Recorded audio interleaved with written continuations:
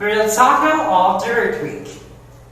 An earthquake, also known as a quake, tremor on the thunder, is the shaking of the surface of the earth, resulting from the sudden release of energy in the earth's lithosphere that creates seismic waves. Earthquakes can range in size from those that are so weak that they cannot be felt to those violent enough to those people around and destroy both cities.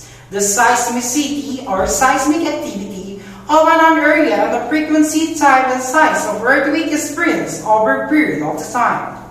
The word tremor is also used for non-earthquake seismic rumbling. On earthquake surface, and earthquakes manifest themselves by shaking, displacing, or disrupting ground.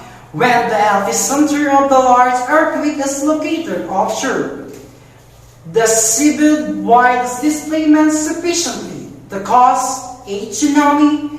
Earthquake can also trigger landslide and occasionally volcanic activity. In its most general sense, the word earthquake is used to describe any seismic event, whether natural or caused by humans, that generates seismic waves. Earthquakes are caused mostly by rupture of geological faults, but also by other events such as volcanic activity, landslide, mine blasts, and nuclear tests. An earthquake points of initial ruptures is called its focus or hypocenter. The epicenter is the point of ground level directly above the hypocenter. Thank you for all the people.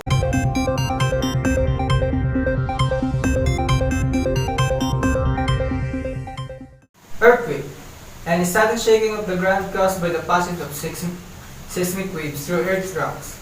Seismic waves are produced when some form of energy stored in Earth's crust is suddenly released. Usually, when masses of rock straining against one another suddenly fracture and slip. Earthquakes occur most often along geophytic faults, narrow zone where rock masses move in relation to one another. The major fault lines of the world are located at the fringe of the huge tectonic plates that makes up Earth's crust. Nature of earthquake causes of earthquakes. Earth. Major earthquakes occur mainly in belts coinciding with the margins of tectonic plates.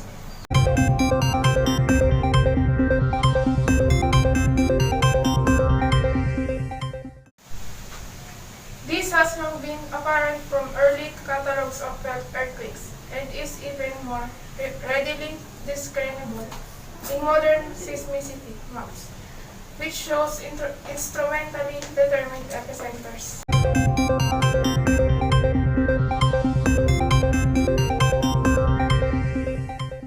The most important earthquake belt is the Circum Pacific Belt, which affects many populated coastal regions along the Pacific Ocean. For example, those of New Zealand, New Guinea, Japan, the Aleutian Islands, Alaska, and the western coast of North and South America.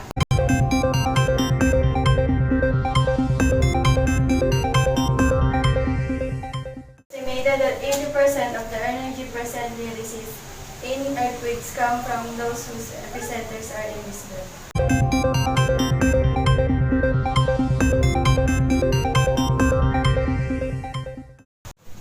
How do scientists measure the size of earthquakes? The size of an earthquake depends on the size of the fault and amount of slip on the fault. But that's not something scientists can simply measure with a measuring tape, since faults are many kilometers deep beneath the Earth's surface. So how do they measure an earthquake? They use the seismogram recordings made on seismograph at the surface of the Earth to determine how large the earthquake was. Figure 5, a short wiggly line that doesn't wiggle very much means a small earthquake, and a long wiggly line that wiggles a lot means a large earthquake.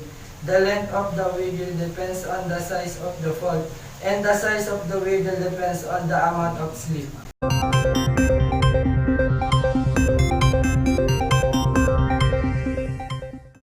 While the edges of fault are stuck together and the rest of block is moving, the energy that would normally cause blocks to slide past one another is stored up. When the force-moving block finally overcomes the friction of jagged edges on the fault end and stick, all the stored energy is released. The energy radiates outward faulty direction, form of seismic waves like ripple on a pond.